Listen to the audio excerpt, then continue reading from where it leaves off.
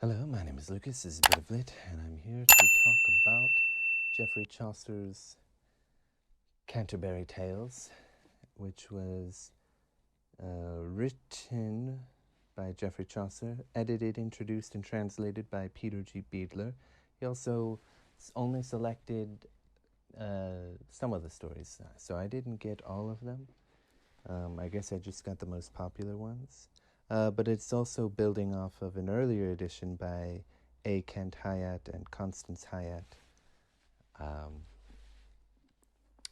already look forward to coming back to this. It is a phenomenal poem. It would be great, I suppose, if I tried really, really, really hard. Uh, One side is Middle English, one side is the modern translation. I'm sort of amazed at the rhyme scheme of what I can tell, anyway, of Geoffrey Chaucer in this. It's shocking to me in some ways. I suppose it shouldn't be. But before I get into that, this poem, has some really interesting context, starting with the reason it's called the Canterbury Tales. It is a group of 30 people from all walks of life who are on their way to Canterbury. Now, there are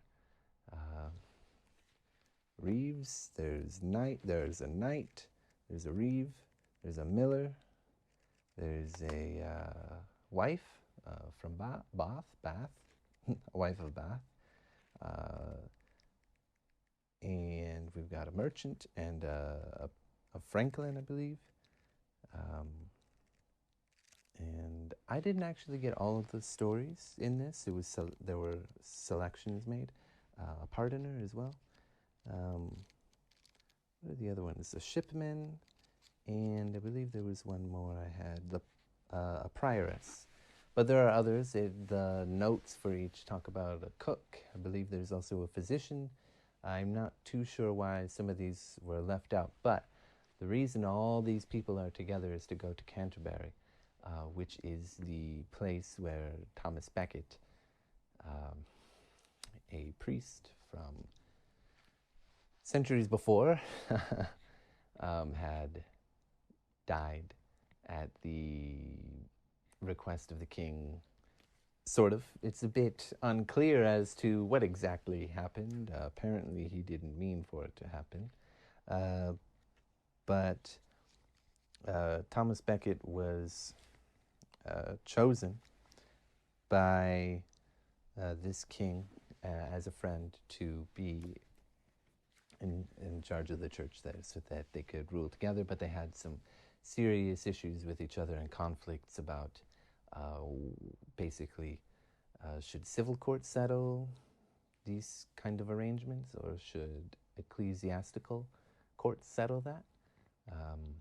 Thomas Beckett ran, afraid for his life due to the power of the king, and flew to France, but eventually the king was trying to do something, and Thomas Beckett came with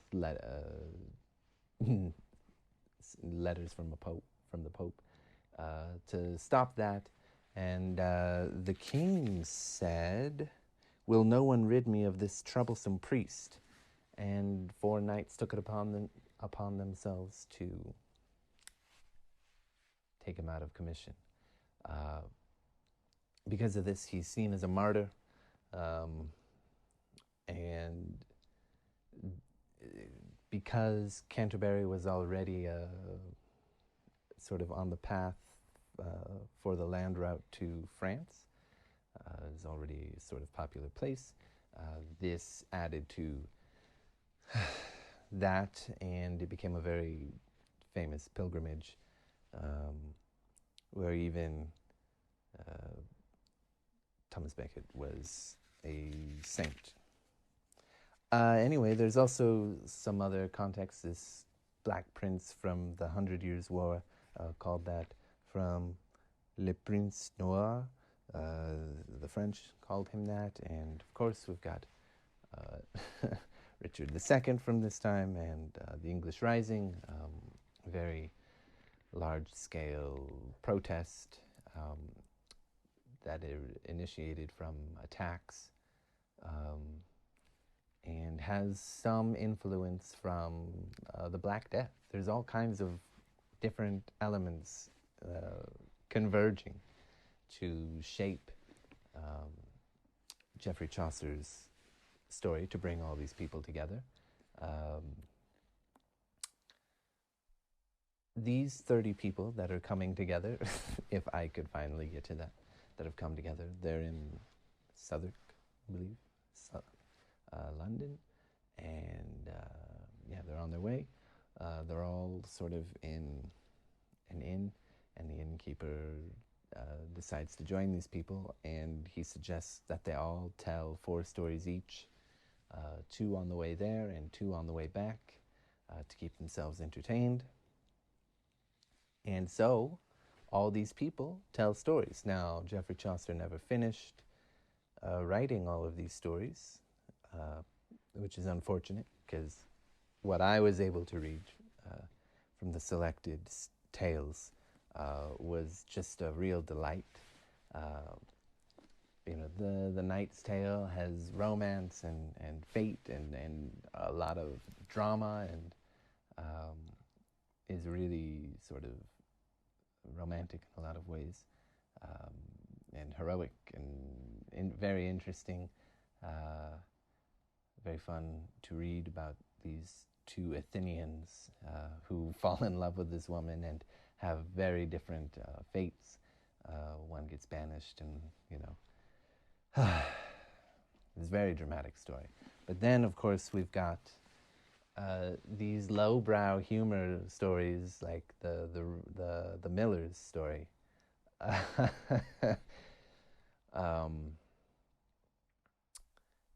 which is just a work of art. It is lowbrow and hilarious. This woman is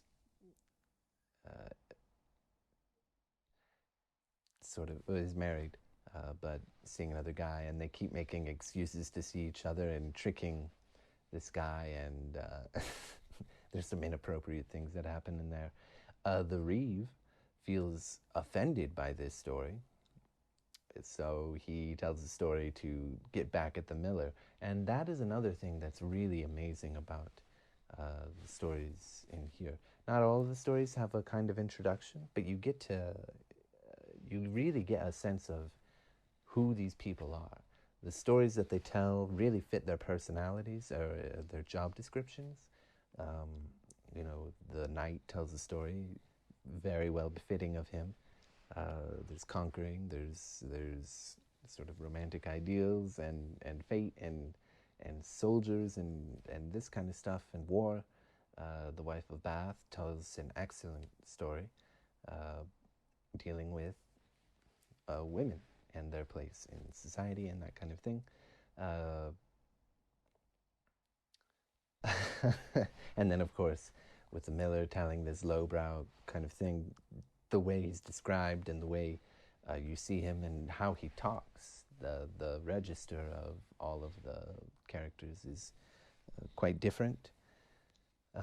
The words they use and what their themes and how they present them is all different. So you get these unique perspectives on life. And then, of course, you know, it's not just the tales themselves, but with, for example, the Reeve responding, or even the Wife of Bath in particular. All the stories, the merchant story, the Franklin story, the prioress's story, all the ones that have an introduction to them, you get a sense of who they are. You get a sense that they're actual living, thinking people, in terms of what's happening around them, the stories they've already heard. And I just think that's amazing. It's like, I can't believe that.